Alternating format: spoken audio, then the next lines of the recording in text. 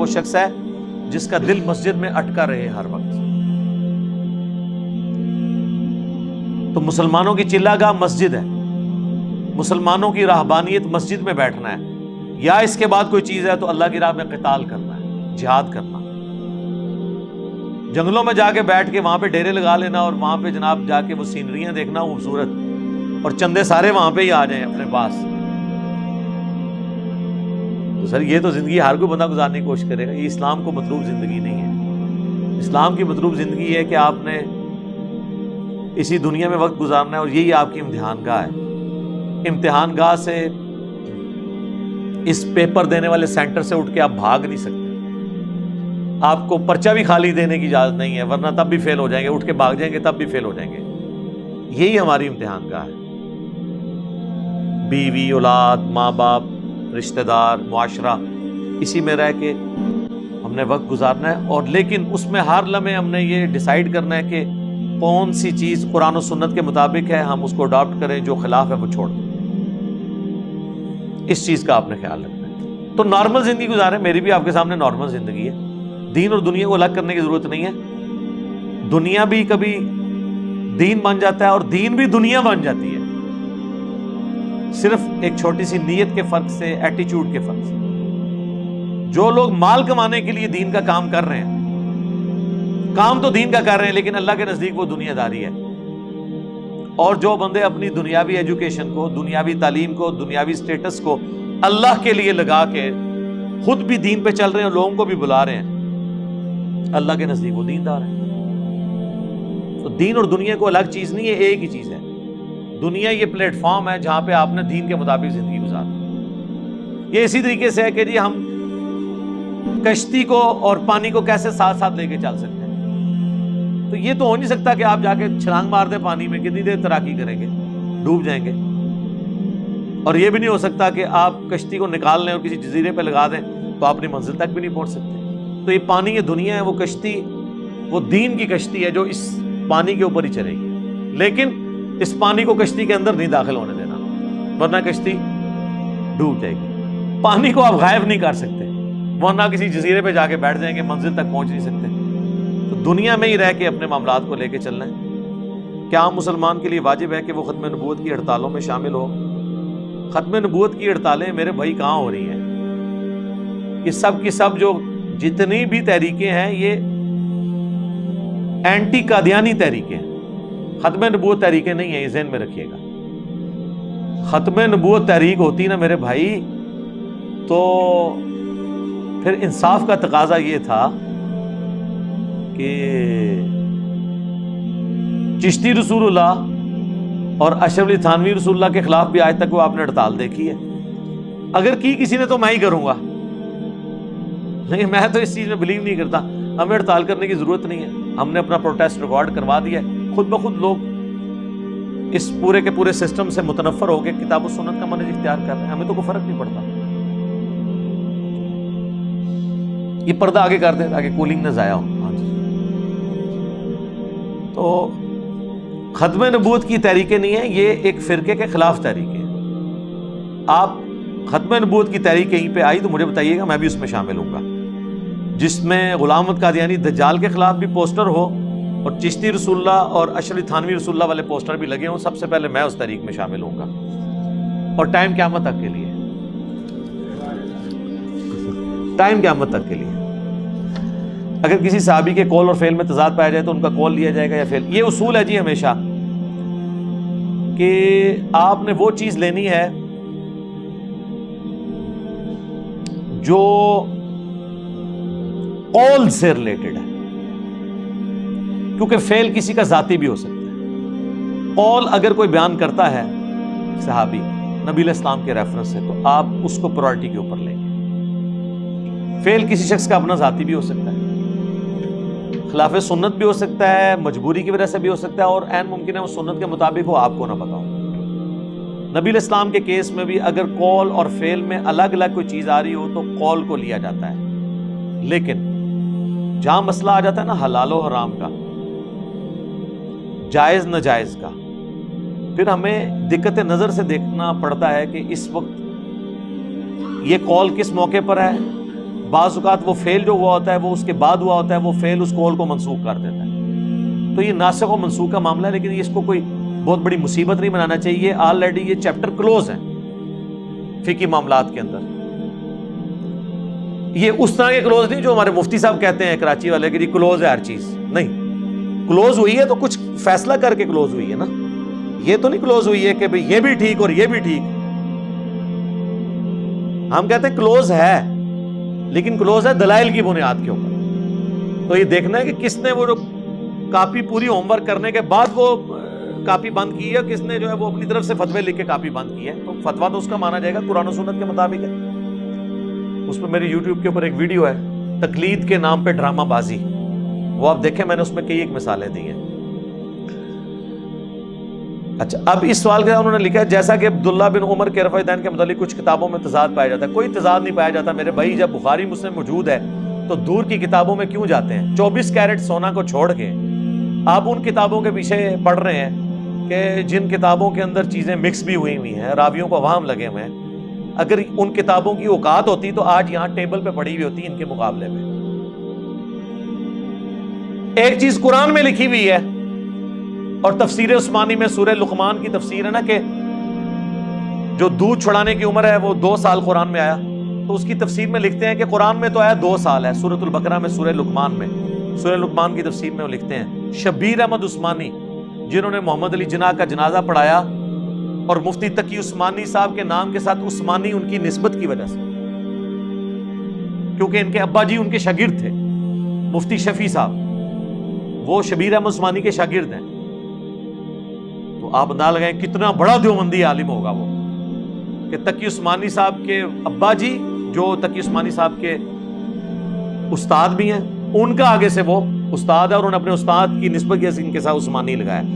شبیر احمد عثمانی، انہوں نے محمود الحسن دیوبندی صاحب کا قرآن کا ترجمہ تھا، اس کے اوپر حاشیہ لگایا تفسیر کے طور پہ. اس حاشیے میں انہوں نے لکھا سورہ لقمان کی تفسیر میں کہ قرآن میں تو آیا کہ دودھ چھڑانے کی عمر 2 سال ہے، لیکن قرآن میں یہ ہے، جبکہ امام حنیفہ کہتے ہیں کہ 2.5 سال ہے. ہو سکتا ہے ان کے پاس بھی کوئی دلیل ہو. اس کا مطلب یہ ہے کہ شبیر عثمانی کے زمانے تک دلیل ابھی تک نہیں ملی تھی ان کو. تو چھڑ دو، مان لو غلط لے کے گئے نے. 1400 سال ہی جیڑی آیت نہیں تو ملی، جیڑی حدیث نہیں ملی، انہوں نے لب کے کیا کرنا ہے؟ فضول قسم کی بحث ہے، فضول قسم کی حرکتیں.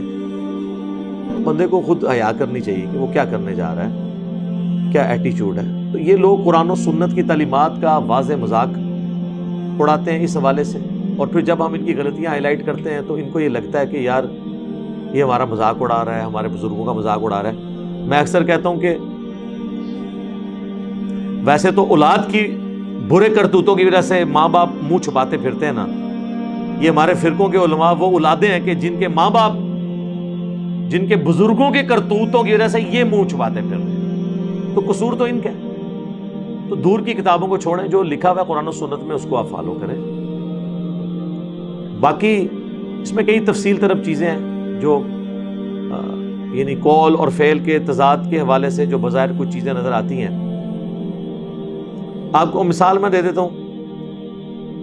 صحیح بخاری میں آتا ہے، عبداللہ بن عمر کہتے ہیں میں نے نبی علیہ السلام کو کعبے کے اندر نماز پڑھتے ہوئے نہیں دیکھا، اس چوکور بلڈنگ کے اندر نا جس کے اوپر غلاف کعبہ ہے. جبکہ حضرت بلال کہتے ہیں کہ میں نے اس چوکور بلڈنگ کے اندر نبی علیہ السلام کو ایک ستون کے پاس نماز پڑھتے ہوئے دیکھا ہے. اب مجھے بتائیں کس کی بات مانی جائے گی؟ جو یہ کہہ رہا ہے نہیں دیکھا اس کی بات مانی جائے گی، یا جو کہتا ہے میں نے دیکھا ہے اس کی بات مانی جائے گی؟ جس نے دیکھا ہے. نہیں دیکھنا تو لا علمی بھی ہو سکتی ہے. دیکھنے والے نے جب دیکھ لیا تو اس کی بات پریفریبل ہے، اور نہیں دیکھنے والے نے یہ نہیں کہا کہ حضور نے نماز نہیں پڑھی، ان کا میں نے نہیں دیکھا. اس طرح کی کئی ایک ٹیکنیکل ڈسکشنز ہوتی ہیں جن کے بعد ایک چیزیں فائنل ہوتی ہیں. میں نے تم کو بڑا آسان فہم کر کے لوگوں تک پہنچا دیا ہے. اب اس ٹاپک پہ میں بولوں 1 گھنٹہ اور چاہیے، میں کئی ایک مثالیں اس کی رکھ سکتا ہوں، لیکن میں نے آپ کو ایک موٹی بات کر دی. اسی طریقے سے بعض اوقات نبی علیہ السلام نے خود کوئی عمل نہیں کیا لیکن آپ کے سامنے ہوا اور آپ خاموش رہے، وہ بھی سنت ہے۔ المستدرک للحاکم میں حدیث ہے، ویسے ترمذی میں بھی ہے، اس کی روایت کمزور ہے، حاکم والی روایت بالکل ٹھیک ہے۔ نبی علیہ السلام فجر کی نماز پڑھ کے نکلے، اور یہ اشارتاً یہ روایت بخاری میں بھی موجود ہے، کچھ حصہ ہے اس کا۔ ایک شخص نماز پڑھ رہا تھا، آپ اس کے پاس کھڑے ہو گئے، آپ نے فرمایا قریب ہے کہ تم میں سے کوئی فجر کی 4 رکعتیں پڑھنا شروع کر دے۔ آپ نے فرمایا تم نے یہ 2 رکعتیں کون سی پڑھی؟ تو انہوں نے کہا فجر سے پہلے والی جو 2 سنتیں تھیں نا میری چھوٹ گئی، 2 نوافل جو ہوتے ہیں سنت موقدہ ان کو کہہ لیں، میں نے اب پڑھے۔ آپ خاموش ہو گئے۔ اسے کہتے ہیں حدیث تقریری، یعنی نبی علیہ السلام کے سامنے ایک عمل ہوا اور آپ نے اس کو اعتراض نہیں اس پہ کیا، نہ اسے ٹھیک کہا نہ غلط کہا، تو وہ ٹھیک کے زمرے میں آتا ہے، کیونکہ نبی کے لیے واجب ہوتا ہے کہ وہ غلط کام سے روکے۔ اس طرح کئی مثال ہیں۔ حضرت معاویہ رضی اللہ تعالیٰ عنہ اگر بخاری کی حدیث کے مطابق جنتی لشکر میں شامل تھے تو ان کو عمار بن یاسر کی حدیث کے مطابق جہنمی کس طرح کہہ سکتے ہیں؟ کس نے کہا جی ان کو جہنمی؟ آپ کے دل میں اگر وہ حدیث کھٹکتی ہے اور آپ خود اس سے جہنمی کا رزلٹ نکالتے ہیں تو یہ آپ کا وبال ہے۔ ہم نے تو جب بھی بیان کیا تو اس کو ایکسپلین کیا کہ صحیح بخاری میں حدیث ہے 2812، عمار کو ایک باغی جماعت قتل کرے گی، عمار انہیں اللہ اور جنت کی طرف بلائے گا، وہ جماعت اسے دوزخ کی طرف، آگ کی طرف بلائے گی۔ یہ نہیں ہے کہ وہ جماعت جہنم میں ہے، یہ تو الفاظ ہی نہیں ہے، وہ تو دنیا میں کئی اعمال ہیں جو جہنم میں لے جانے والے ہیں۔ اگر کوئی شخص جھوٹ بولتا ہے تو میں اسے کہوں گا یہ جہنمی ہے، میں یہ کہوں گا کہ یہ جہنم کی طرف بلانے والا کام کر رہا ہے۔ عین ممکن ہے اسے توبہ نصیب ہو جائے، عین ممکن ہے اس کی نیکیاں اس کے گناہوں پر بھاری ہوں۔ یہ آپ کو کس نے رائٹ کیا ہے کہ کسی کا آخرت کا فیصلہ کرے؟ میں نے ہمیشہ کہا ہے یہ تو حضرت معاویہ تو صحابی ہیں، عام انسان کی بھی آپ جنت اور جہنم کا فیصلہ آپ نہ کریں، یہ اللہ پہ رہنے دیں کہ وہ معاملہ کیا ہوتا ہے۔ رہ گیا حضرت معاویہ کا، تو اس کے حوالے سے میری کئی ایک ویڈیوز ریکارڈ ہیں۔ ابھی پچھلے دنوں بھی آپ کو پتہ ہے وہ انڈیا کے بہت بڑے اسکالر ہیں سلمان ندوی صاحب، ورلڈ لیول کے اوپر ایک علمی شخصیت ہے، انہوں نے میرے اوپر ایک اعتراض کیا اور انہوں نے مجھے یہاں تک اس ویڈیو میں کہا کہ یہ قرآن کی تحریف کرتا ہے۔ قرآن نے تو رضی اللہ عنہ یا اہل ایمان کی جو نشانیاں بتائی ہیں وہ جن میں موجود ہیں صرف انہی صحابہ کو رضی اللہ عنہ کہنا چاہیے، تو سب کو رضی اللہ عنہ کہتا ہے، اور ان کا اشارہ امیر شام کی طرف ہی تھا، کیونکہ اس معاملے میں وہ بڑے ایک سخت سٹانس رکھتے ہیں خلافت و ملوکیت کے حوالے سے۔ تو اس میں بھی ہم نے، میری آلریڈی اس کے اوپر ویڈیوز ریکارڈ تھی، ہم نے اس کے ساتھ جوڑ دی کہ میرے بھائی آپ سمجھیں کہ ہم نے ہر اس شخص کو رسپیکٹ دینی ہے جس نے حضور علیہ السلام پر ایمان لایا اور اس نے کلمہ پڑھا، باقی اس کے جو اعمال ہیں ان کا معاملہ اللہ کے سپرد۔ لیکن اس بنیاد پہ یہ بھی نہیں ہو سکتا کہ انہوں نے اگر کوئی غلط عمل کیا تو ہم اسے ہائی لائٹ نہیں کریں گے، اس لیے کہ وہ تو ہماری حدیث کی کتابوں میں ہائی لائٹ ہوئے ہیں، کئی تو قرآن میں ہائی لائٹ ہوئے ہیں۔ اب جب قرآن میں یا حدیث میں کوئی چیز ہائی لائٹ ہوئی ہے اس کا بیان کرنا توہین نہیں ہوتا، توہین ہوتا ہے کہ اس کے بعد پھر ان پہ گالی گلوچ کیا جائے، تو ہم اس کے حق میں نہیں ہے۔ رہ گیا آخرت کا معاملہ، یہ دنیا میں کوئی فیصلہ نہیں کر سکتا۔ ایمان ابو طالب پہ شیعہ سنی کا موقف کیا ہے؟ اہل سنت کا تو اتفاق ہے جی کہ ابو طالب کے حوالے سے خاموشی اختیار کریں، اور بخاری مسلم میں حدیث ہے کہ نبی علیہ السلام نے ان پہ کلمہ پیش کیا لیکن انہوں نے آخری وقت میں کلمہ نہیں پڑھا۔ اہل سنت میں کچھ لوگ اس حدیث کی تعویل بھی کرتے ہیں، وہ کہتے ہیں کہ اوورآل ان کا کریکٹر ایسا نہیں تھا کہ جس میں کہیں کفر ان سے ثابت ہو، حضور کے پش پناہ تھے، حضور کے دشمنوں کے اگینسٹ انہوں نے حضور کو پناہ دی، تو جب تک وہ ذہنی ہم آہنگی نہ ہو اس طریقے سے کوئی شخص اس طرح کسی کو سپورٹ کر سکتا ہے۔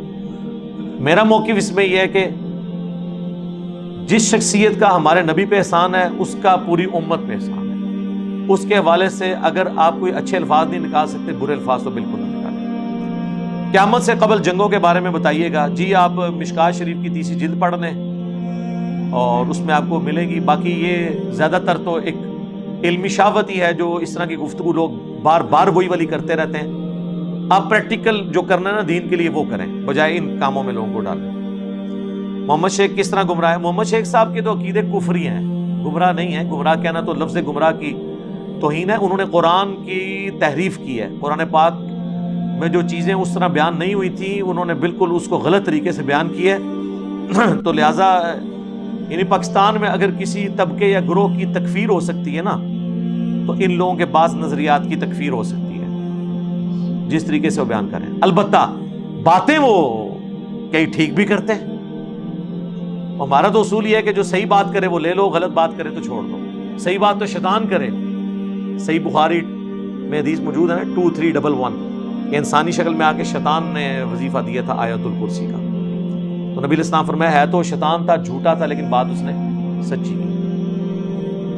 کیا حضرت حمزہ کی شہادت پر ماتم ہوا تھا؟ وہ میرے بھائی اس پہ میری ویڈیو ریکارڈ ہے, اس وقت ماتم حرام ہی نہیں تھا, بعد میں نبی الاسلام نے منع کر دیا. تو اس وقت اگر کوئی ماتم ہوا تھا اور بھائی غزوہ بدر اور احد کے اندر کئی صحابہ جو ہیں وہ شراب کی حالت میں شہید ہوئے ہیں, شراب پی ہوئی حالت میں, کیونکہ شراب اس وقت حرام نہیں ہوئی تھی. اور جنگوں کے اندر جب عرب کے لوگ جاتے تھے شراب پی کے جاتے تھے.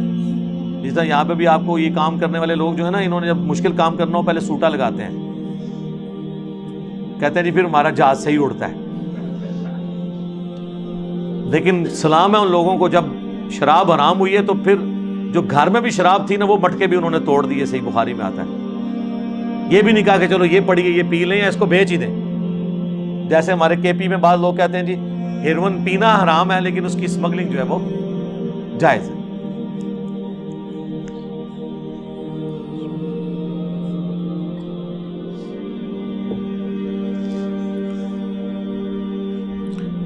جب طب کی بات ہوگی تو ڈاکٹر سے پوچھا جائے گا, سائنس کے بارے میں سائنٹسٹ سے پوچھا جائے گا, کسی بھی علم کی بات آئے گی تو اس کے ماہر سے پوچھا جائے گا. علماء کی طرف اعتراض کیا جا رہا ہے کہ صرف کتابیں پڑھ کر کوئی ڈاکٹر, اس پہ میں نے کئی دفعہ ویڈیو ریکارڈ کری. میری یوٹیوب پہ ایک ویڈیو ہے انجینئر محمد علی مرزا کی ڈگری. میں نے اس میں بھی بتایا تھا کہ میں نے آج تک کوئی ایسی بات کی نہیں ہے کہ دنیا کا کوئی عالم یا قرآن و سنت اس کی تصدیق نہ کرتا ہو, پہلے وہ چیز لے کے آئے. مثال کے طور پر اگر کوئی مفتی صاحب یہ بیان کریں کہ سورج گرہن اس وقت لگتا ہے جب چاند سورج اور زمین کے درمیان آ جائے تو سورج کی روشنی زمین تک نہیں پہنچتی تو اس کی وجہ سے سورج کو گرہن لگ جاتا ہے. پھر آپ کو سورج گرہن کی نماز کا طریقہ بھی وہ بتاتے ہیں, چلے وہ تو بخاری مسلم سے بتا دیں گے نماز کسوف کا طریقہ. لیکن جب سورج گرہن کی ڈیفینیشن کو مفتی کرتا ہے, آج تک کسی اس کے اسٹوڈنٹ نے کہا سر آپ تو سائنٹسٹ نہیں ہیں, آپ اسٹرونومی کے فیلڈ کے بندے کے نہیں ہیں, آپ کیوں بتا رہے ہیں کہ سورج گرہن اس طرح لگتا ہے؟ یہ ہم کسی سائنٹسٹ سے پوچھیں گے. آج تک ہوا ہے کبھی ایسے؟ تو پھر یہ سائنٹسٹ کا ہی حوصلہ ہے کہ لوگوں کو اجازت دیتے ہیں کہ ان کی باتوں کو کوٹ کیا جائے. علماء بھی کیڑی جتنا دل نہ رکھیں, کیونکہ لوگ کہتے ہیں بات ٹھیک کر رہے ہیں. اور جب آپ اس مفتی سے پوچھیں گے تو وہ بھی کہے گا کہ میں نے سائنس کی تعلیم اس طریقے سے, میں نے باقاعدہ اسکول کالج سے تو نہیں حاصل کی, لیکن میرے علم ہے کہ ایک سائنٹیفک فینومینا ہے. تو آپ اس پہ اعتراض بھی نہیں کرتے. دین کے بارے میں کیوں اعتراض شروع کر دیتے ہیں؟ اچھا, پھر اگلی بات جو آپ کو ہضم بھی نہیں ہوگی کہ ڈگری کیڑے فرقے دی. بریلویوں کی ڈگری اگر دیوبندی مانتے ہوتے تو بریلوی علماء کو مانتے ہیں نا. بریلویوں کے علماء کو دیوبند کی پبلک بھی گمراہ سمجھتی ہے, تو اس کا مطلب ہے عالم نہیں نہ مانتی. یعنی دیوبندی کیا ڈاکٹر طاہر القادری کو گمراہ نہیں کہتے؟ عالم تو نہیں مانتے. جب گمراہ کہہ دیا تو ایک عام آدمی سے بھی زیادہ ورسٹ ڈگری اس کو دے دی. اور بریلوی عوام کیا تقی عثمانی صاحب کو, طارق جمیل صاحب کو عالم مانتی ہے, یا الیاس گمن صاحب کو, یا دیوبندی حنیف قریشی صاحب کو مان لیں, یا بریلوی دیوبندی مل کے توصیف راشدی صاحب کو مان لیں؟ نہیں مانتے. ڈگری نہ کہا کریں اپنے فرقے کی ڈگری. جب آپ اپنے فرقے کی ڈگری کہیں گے تو پھر ہمیں جواب نہیں دینا چاہیے, پھر دوسرے فرقے والے آپ کو کہیں گے کہ تہاڈی تے فراڈ ہے, ڈگری تے ساڈی ہے. میں تو ویسے ہی پچھو نکل جاتا.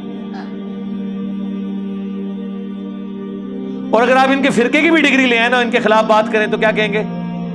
بندہ ساڈا سی بعد ذرا تمہیں پتہ ہے لین تو ہٹ گیا. اینڈ رزلٹ کیا ہوا کہ جب آپ نے اختلاف کرنا ہے, طارق جمیل صاحب کے عالم نہیں ہے, رائیونڈ سے انہوں نے ڈگری لی ہوئی ہے, عالم دین ہے. سارے دیوبندی مولویوں نے مل کے اتنے دیوبندی نہیں کیے ہیں جتنے اکیلے طارق جمیل نے ایک دن میں کیے ہیں, پوری زندگی میں نہیں, ایک دن میں. بس انہوں نے ایک حدیث بیان کر دی, صحیح حدیث, من کنت مولاہ فہذا علی مولاہ, مولوی ان کے خلاف ہو گئے. میں نے طارق میر صاحب نے مجھے فون کیا نا، تو میں نے ان کہا کہ دیکھ لیں، آپ مجھے بڑا سمجھاتے تھے نا کہ علماء کے ساتھ چلیں. میں نے کہا دیکھ لیں، آپ نے ایک بات میں مخالفت کی ہے، آپ کا کیا اشر کیا انہوں نے. تو میں تو درجنوں باتوں میں ان سے اختلاف رکھتا ہوں، مجھے کیسے ایکسیپٹ کریں گے. وہ مان گئے کہ یار واقعی یہ مشکل کام ہے. تو ڈگری والا بالکل فراڈ ہے. بالکل آپ ایکسپرٹ سے پوچھیں، لیکن ایکسپرٹ سے آپ نے کیا پوچھنا ہے؟ لوگ کہتے ہیں، میں ہی تو کہتا ہوں علماء سے پوچھیں نہیں، پوچھو علماء نو کتنے لکھے ہیں. ہمارا جھگڑا ہی ہے کہ علماء سے پوچھیں، لیکن دلیل کے ساتھ. یہ نہیں کہنا کہ ہماری یہ رائے ہے، نہیں، آپ نے بتانا قرآن و سنت میں ہی لکھا ہے. ہم ہی تو آپ کو علماء کے پاس بھیجتے ہیں. علماء تنگ اس لیے کہ ہمارے پاس بھیجتا کیوں ہے؟ ہماری بھیڑ بکریوں کو بھیڑ بکری رہنے دیں، جس طرح ہم کہہ رہے ہیں ویسے ہی سنتے رہیں. تو علماء سے ضرور پوچھیں، لیکن ان سے دلیل لیں. باقی یہ کہنا کہ جی وہ ڈگری لے کے ہیں، تو ڈگری ہے تو یہ آپس میں بھی کسی کی ماننے کے لیے تیار نہیں. کتابیں پڑھ کے کوئی ڈاکٹر نہیں بن جاتا. یہ ڈاکٹری کی مثالیں غلط ہے دینا. اس کی وجہ یہ ہے کہ ڈاکٹر بننا کیا ہر مسلمان مرد و عورت پہ فرض ہے؟ اور علم حاصل کرنا تو علم تو سب نے حاصل کرنا ہے، لہذا ڈاکٹر کی مثال کیوں دیتے ہیں؟ ڈاکٹر کیا دنیا کے ہر انسان نے بننا ہے؟ اگر یہ بات ٹھیک ہے آپ میڈیکل کالجز کے اندر لوگوں کو داخلہ دلوائیں، بالکل دلوائیں، لیکن کہیں گے نہیں. لیکن دین کا علم ہر مسلمان نے حاصل کرنا ہے. اس کا مطلب ہے وہ صرف ڈگری سے نہیں ہوگا، مدرسوں کے پاس جانے سے نہیں ہوگا، کتابوں میں دین ہے.